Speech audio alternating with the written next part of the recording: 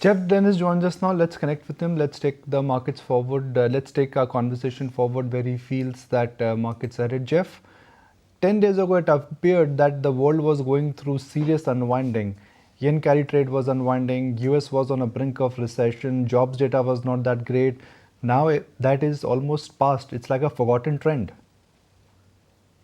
Yes, I mean, I think there's still the possibility that you'll get more Japanese rate hikes eventually, and maybe you'll get a further rally in the yen, which could bring some of those fears back at some point over the next few months. But you're dead right. I mean, the concern over markets generally earlier in this month has completely subsided, and I think that's supported, I think, with today's retail sales numbers in the US, which were quite strong, although monthly retail sales are obviously very volatile.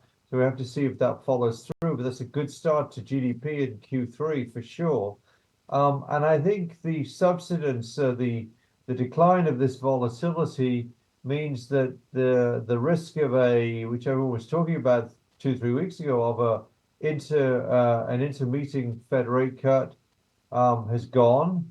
And I think the chance of a 50 basis point rate cut in September is less than 50% now. I think it looks to me like a 25% rate basis point cut. So yes, clearly the mood is much better now.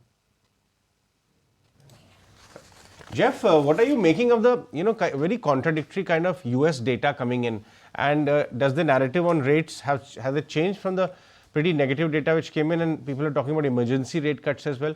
Has that eased off now?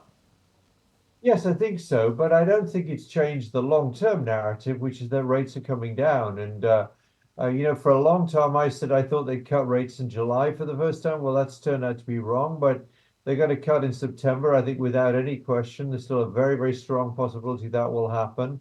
And a key point here, which is, I know it's symbolic, but it's still very important, is that as your listeners, as your viewers will know, US inflation actually ticked below 3% in July, 2.9%, and a lot of the strength you're getting in CPI is coming now from one sector, which is housing.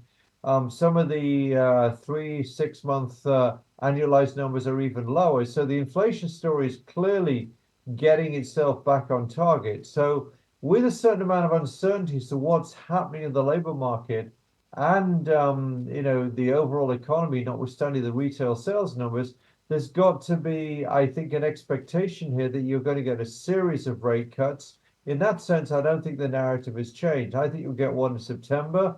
You'll get one in December. You may get one in November as well. And I think we're heading for probably 4%-ish rates from the Fed sometime in the middle of 2025. Thank you so much for joining in and giving us the clearer picture of what we can expect from across the globe in terms of data, as well as what the investor mood could likely be. If you like this video, then like, share and subscribe to ET Now.